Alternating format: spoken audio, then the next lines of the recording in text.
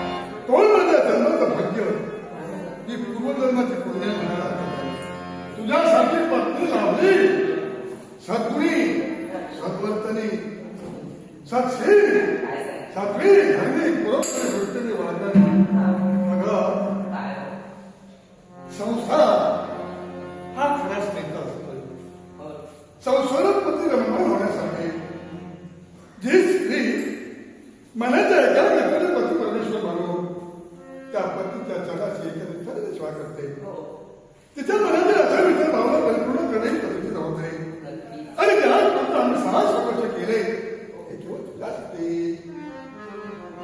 आता थोडा वेळ येण्यासाठी मला वेळ झाला झालाय याचा विचार करतेस ना हो याला काय नाही दररोज वस्तू असतात न्यायासाठी येणाऱ्याचा निर्णय केला याचं एवढं गणगण मोठी देऊन त्याने मुक्त केलं तुझ्या सदनी येणार एवढ्या माझ्या मित्राचा लक्ष काय सांगता अगं माझ्या मित्राला पूर्ण रत्नाचा हाव झालाय काय सांगता पण हो सर्व संकल्पना पूर्ण झालाय हा पण उदय त्याचं नामांकन आहे याच्यासाठी मला तिथं जावं लागतं तुम्ही तिथे जाणार त्याला पुत्र झाला ही आनंदाची गोष्ट आहे परंतु मला एक सांगावं तिथे पुरुषांचं काय का आम्ही बायकोला मुलीने जाऊ जरा मिळून बसून राहू तुझं म्हणणं खरं हो ना नावं घेण्याविषयी सोय आला हा. पुरुषांचं काही कारण आहे तिथं बालकात जायला हवं बाळाला बालकात घेण्यासाठी